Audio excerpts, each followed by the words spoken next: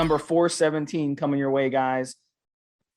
Stevesmi here and the Rickster, Ricky V Rock. What's up, buddy? Hey, what's up, Steve? What's up, Gab? How's everybody doing out there? Living la liva loca, whatever that means. What does that mean anyway? Leaving. What does it mean? How does it go? Living la vida loca. What does that mean? Living locally? Living a crazy life. Oh, okay. So, guys, speaking of a crazy life, we're gonna have a rapid fire Q&A coming your way, guys. We listened to you guys about changing the format a little bit, speeding up the podcast a little bit. This is gonna be fun. 8 great topics coming your way. You guys can look at the show notes and click on the links if you want to comment, tell us how we're right, tell us how we're wrong, ask questions, comment, come on over, participate, guys. It's free to participate. We'd love to hear from you. So the first one we're going to talk about is a proper Winstrol cycle. So Winstrol is one of the most important anabolic steroids for competitors, especially those guys who need to dry out ahead of a competition. So they'll run Winstrol at least 25 to 50 milligrams a day. And there's several ways that you can take Winstrol. You can take it in tablet form as an oral. You can take it as an injectable, or you can drink it. So there's 3 different ways that you can take Winstrol. In my experience, 50 milligrams a day, when you're stacking it with other things, the side effects are really, really nasty, especially on your head hair. That was like the one time I started losing head hair off my head, and it was weird. But, I have so much head hair that even losing all the head hair, it didn't cause me to go bald or anything. But if you are prone to head hair loss, like Rick is, and you take something like Winstrol, you can really shed your hair down because it is a dihydrotestosterone, DHT derivative. So it really basically goes in your body, and that DHT starts frying your head hair follicles. So if you run this stuff, you really have to be aware of that and be careful what you stack it with. In my case, I was stacking it with Tren. So not only was I getting that issue, I was also getting a lot of issues within my body that you may not be aware of: cholesterol issues, prostate issues. I also would get headaches on that stack. So really, really nasty steroid if you stack it wrong. But if you run it by itself, it's not as bad. So the reason you'd run Winstrol was to dry yourself out. So it may not be the best steroid to use if you're like a gym rat who just likes to go throw on heavy weights. I noticed with me, I'm not prone to joint issues, but I noticed even on Winstrol, I would get dry joints. Like my joints would feel, especially in my elbows, like if I bent my arm a certain way, I'd feel that weird dry feeling of my joints. So if you're a long, lanky guy, you got long, lanky limbs, that's something to watch out for. Winstrol, I highly recommend you run a good joint support formula. N2 Joint RX, one of Rick's products, N2BM, really, really good to use with Winstrol. Really something that's mandatory to run on Winstrol if you do choose. Rick, what's your comment on Winstrol? I like Winnie. It's a good steroid. Not one that I personally have had a ton of use for, but it is a competitor steroid. I mean, it'll make you look good coming up to competition. It'll get you nice and strong for powerlifting. I mean, Ben Johnson got caught with Winstrol when he beat Carl Lewis. The steroid that was in the news that was responsible for steroids becoming criminalized in the United States was Winstrol. That's what Ben Johnson was on when he beat Americans' beloved Carl Lewis. Winstrol, I mean, you kind of covered it. Winstrol is probably the second steroid after Anavar that women could potentially use. I mean, most women out there need nothing but Anavar, maybe a little bit of SARMs, and maybe a peptide on top, but that's about it. As far as steroids, Winstrol is the next step up. It could be safe for women, but it'll have some more of the bad side effects you want from it. And it's a good all around steroid, in my opinion. I think, look, you could even use it bulking. Probably not if you had your choice, not the best steroid for bulking, but if you can't get your hands on anything else, if you know you got some legit Winstrol and you can't get your hands on anything better than that, either because of logistics or financials. You can eat, really stack on the food, stack on the poundage and the weights, and gain some muscle mass on Winstrol as well. I mean, you'll be gaining mass as you look leaner because it does dry you out a little bit, even if you are trying to bulk. But good around old steroid, man. That's it. That's all I have to say about it. So this one's for you, Rick, comparing anabolic steroids, AAS, versus HGH, human growth hormone. What are your thoughts on how would you All right, compare I'll both give of you these? so I'll get a little bit into some of the structure, chemistry, and things like that, and you get onto some of the effects. Basically, comparing. I said a golf ball. I changed my mind after some more research. Comparing to a unit of testosterone to a unit of HGH, and I don't mean international units, guys. I mean like one human growth hormone, one hormone. You're gonna find that the testosterone would be about the size and complexity of a soccer ball versus HGH, which would be about the size and complexity of a vehicle, maybe of a car, of a small car, compact car in comparison. HGH is much larger. HGH, human growth hormone, these are whole proteins that are folded up. It's folded up in a very unique way. It's in a 191 protein sequence is what it is called in the labs. And so it's a bigger, larger, much heavier structure. It is also unique to each animal. The human growth hormone that is produced by a human's pituitary gland will have no effect on a horse, and vice versa. The growth hormone, I think horses are 172 or 171 protein sequence. That growth hormone won't do anything on a human. Matter of fact, some of the first tests were injecting growth hormone from animals into humans, and had no effect. It wasn't until growth hormone extracted from cadavers, as gory as that sound, was injected into humans that we figured out that this could have some effect. The testosterone that your testicles make could be injected into a horse and it will have effects, and vice versa. The testosterone that your horse makes could be extracted, injected into you, and it would have effects. Testosterone is a much more primitive hormone way back then in our development, whereas human growth hormone is a pretty recent in animal development. It's one of the later kind of hormones our body has developed in evolution, and that's kind of the big difference. They attach to different receptors. Growth hormone will work on the cell differently than testosterone does.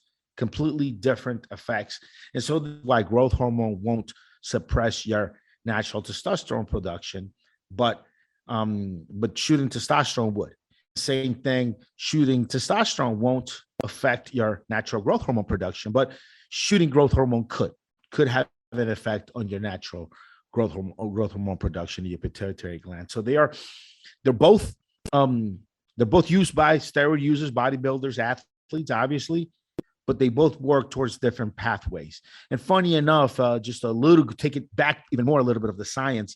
The pituitary gland produces human growth hormone, ready to go, and also it produces the LH and FSH that needs to first get to your testicles, your Leydig cells, in order for your Leydig cells to make testosterone.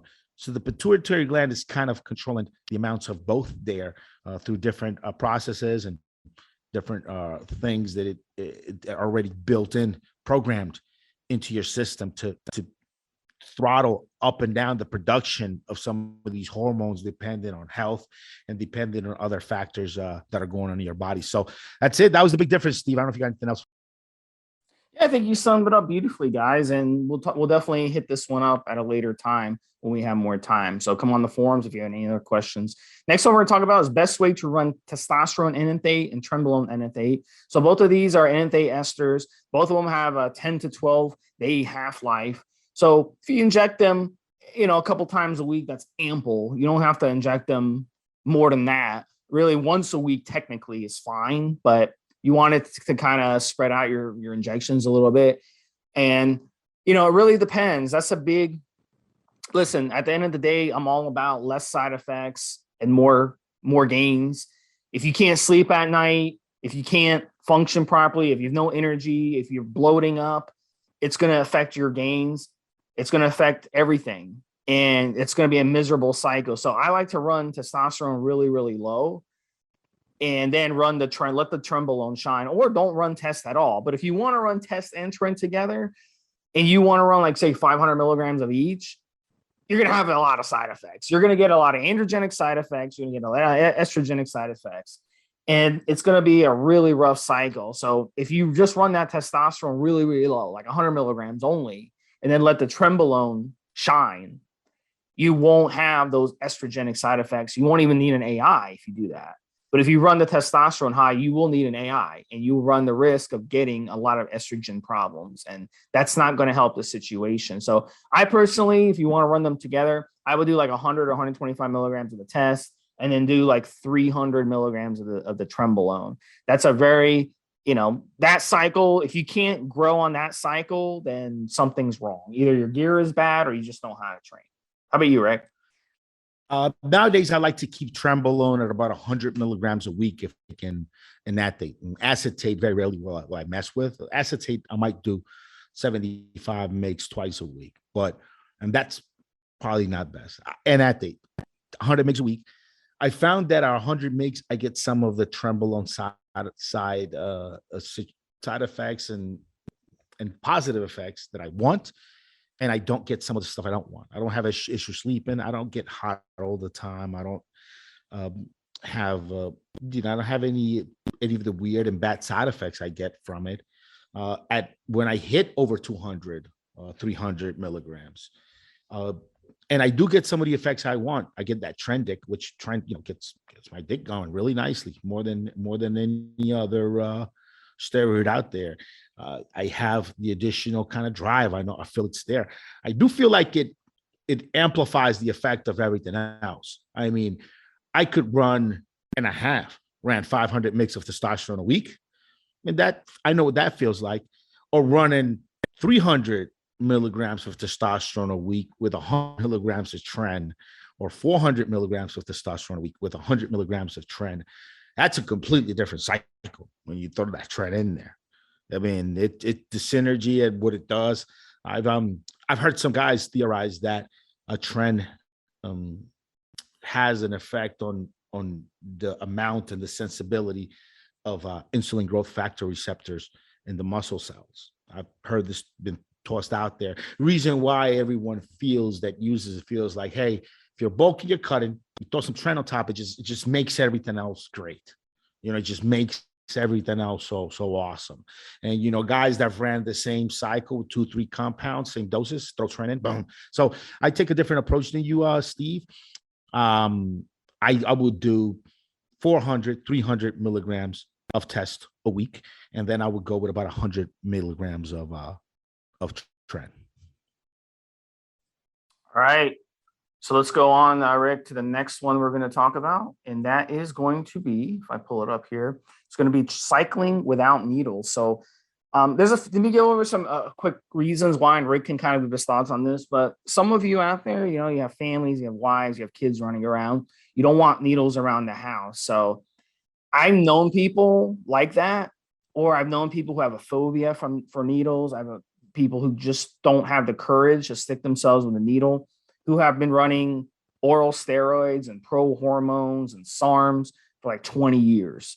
All right. And they have done perfectly well doing that. So it is possible to still get good results without ever sticking yourself. Is it most optimal? No. In some cases, it could be, more side effects than using injectables, but there's no reason why you can't do it. So yes, it is possible to cycle without needles. It is possible. But I mean, if you want the best results, you're never going to get a chance to run things like EQ and trenbolone if you never inject yourself. You'll never get a chance to run testosterone, and you're going to be missing out. Primobolan, oral primobolan versus injectable primobolan. It's not the same, because oral primobolan gets wiped out by the liver and the body. So it doesn't really absorb well. You're not able to take advantage of it. So you're going to miss out on some really, really cool steroids by just doing orals and avoiding injectables. Rick, you want to comment on this for a minute?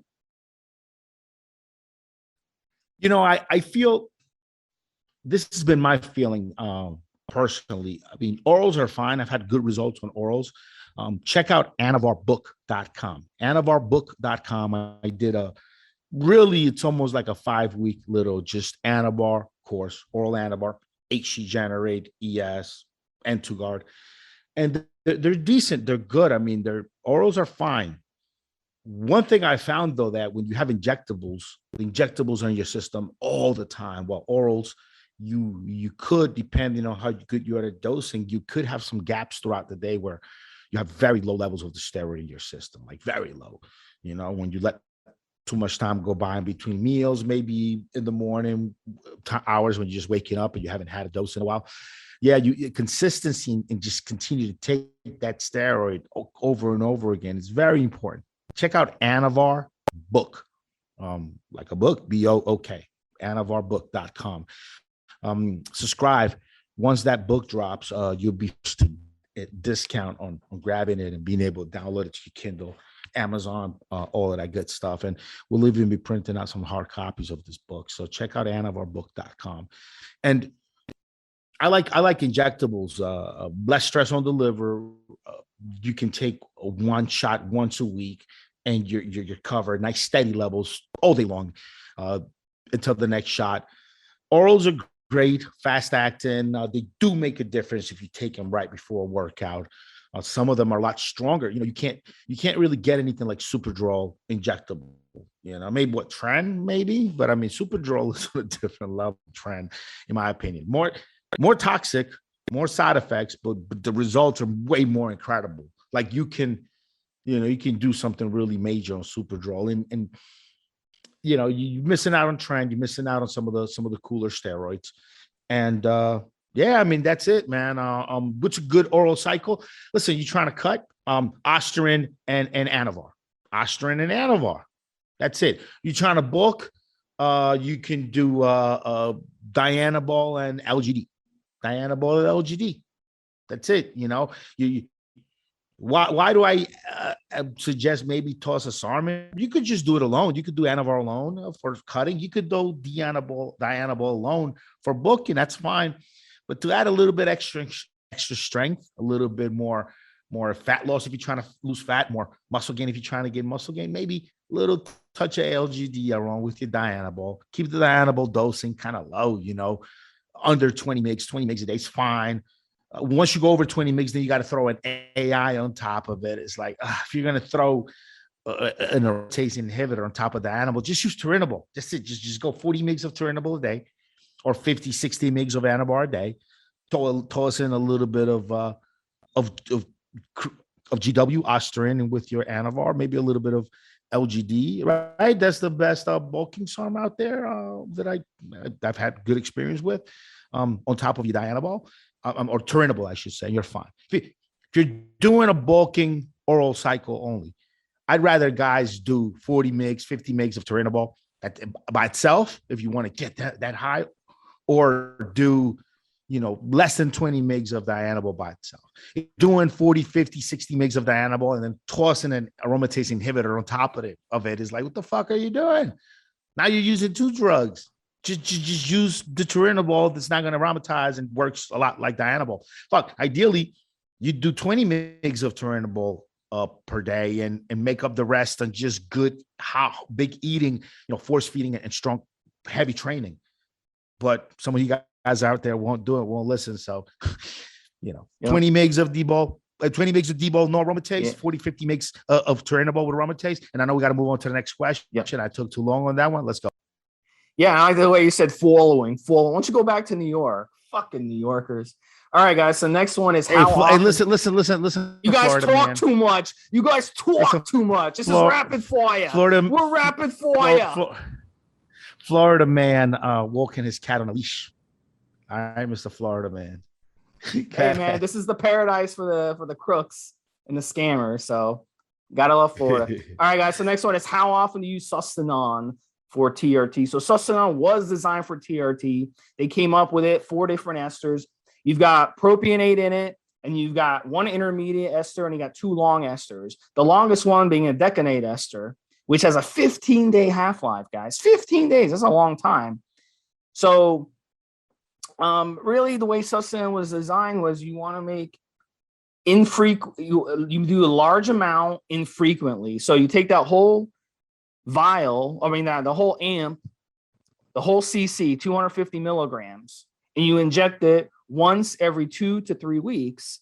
And then that basically each ester picks up after one another. So the propionate, you start out with a propionate, it's only 30 milligrams out of the 250. So the propionate gets in your system quick, then the next ester kicks in, next ester kicks in, next ester kicks in.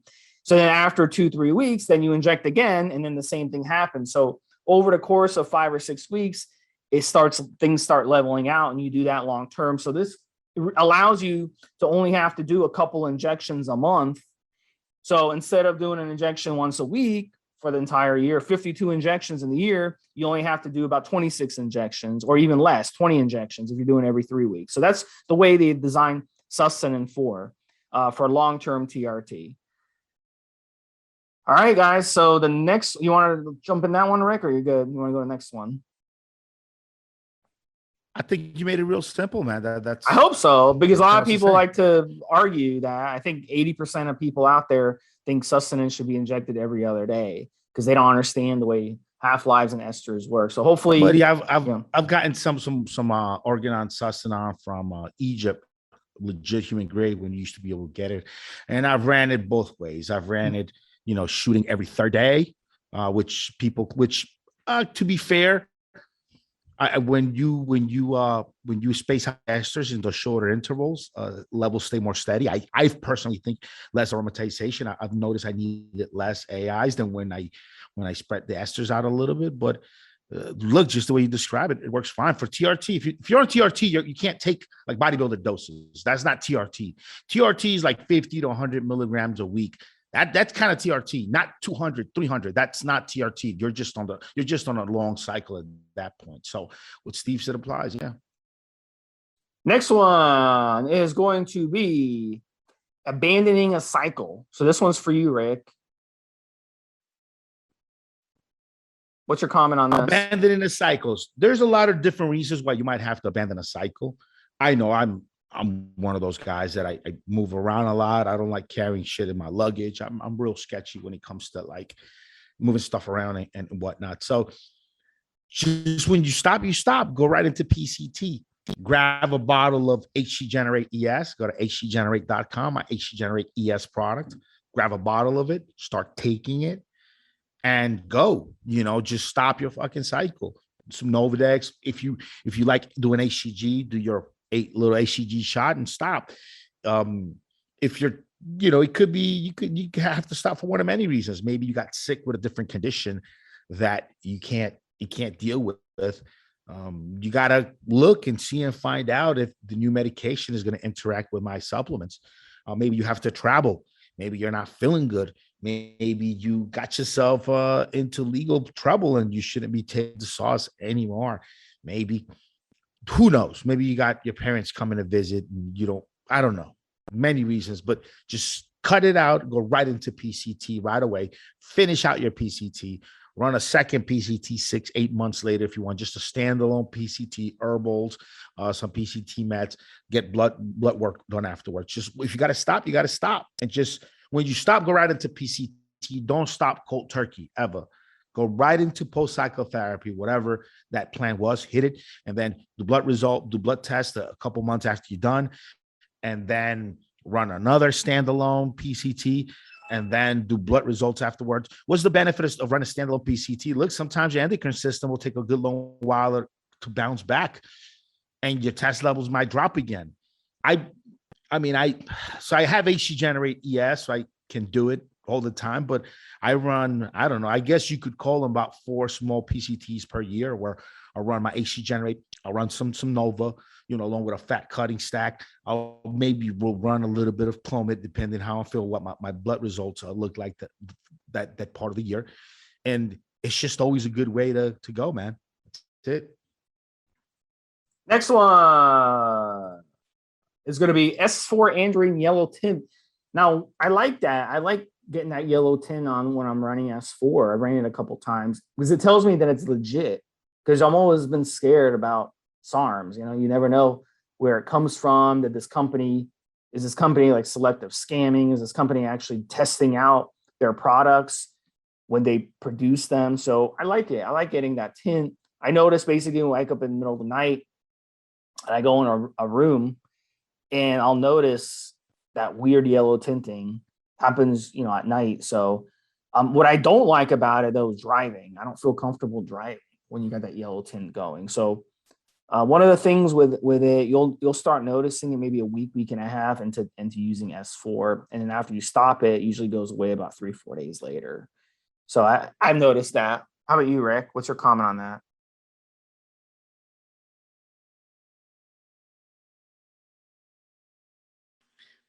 Yeah, I mean, yellow tint goes with S4. It's just part of it. As far as I know, and we know so far, no real long-term bad side effects from it. It's just a metabolite of S4, something else it becomes that can actually attach to these receptors, and that's about it, man. Nothing else. Go ahead, buddy. All right, your New York accent's really kicking in today, man. You're gonna fucking report me.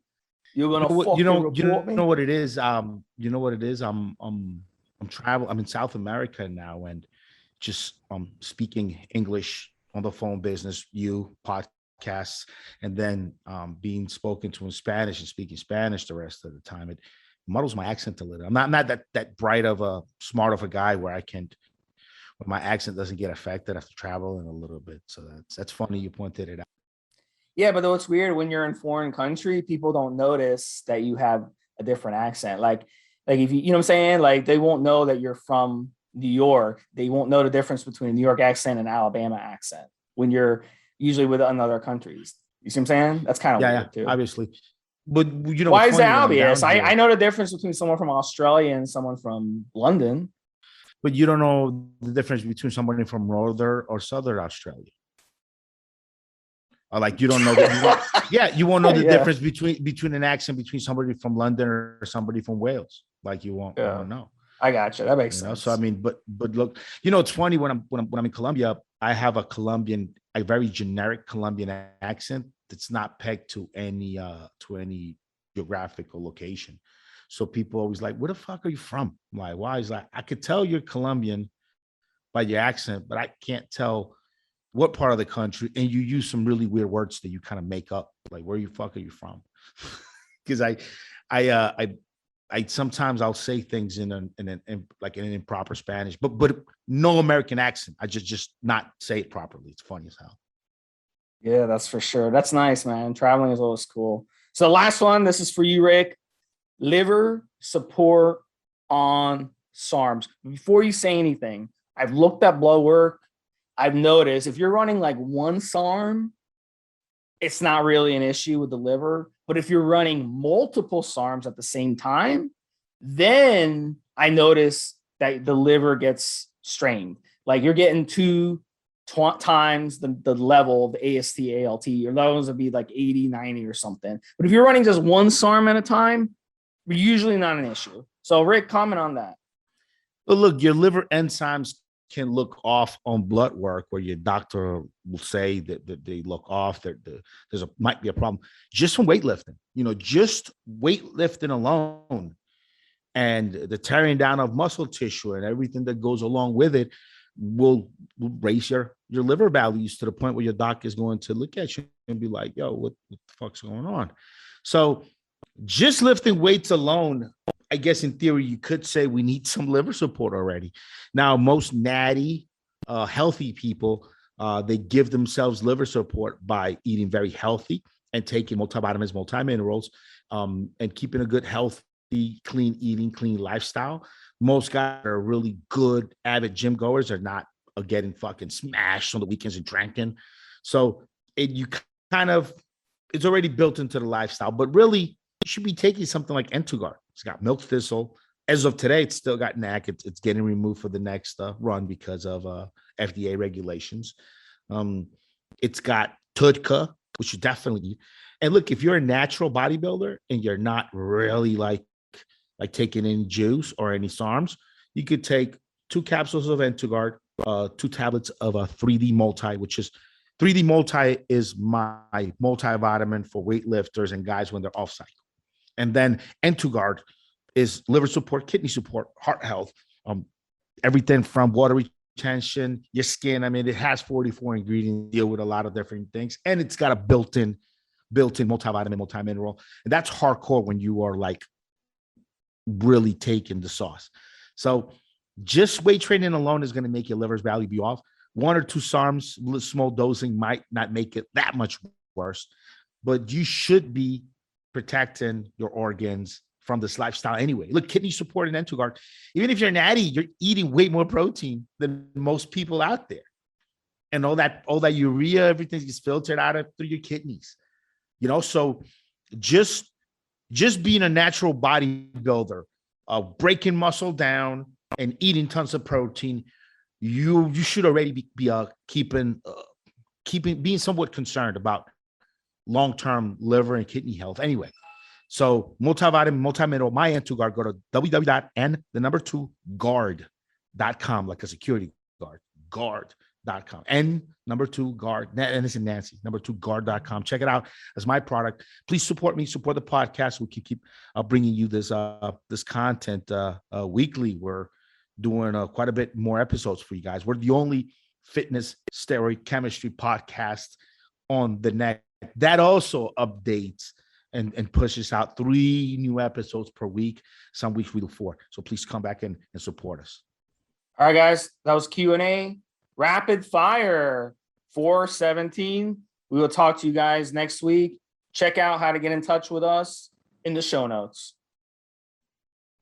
Have a good one, Steve. Have a good one, guys.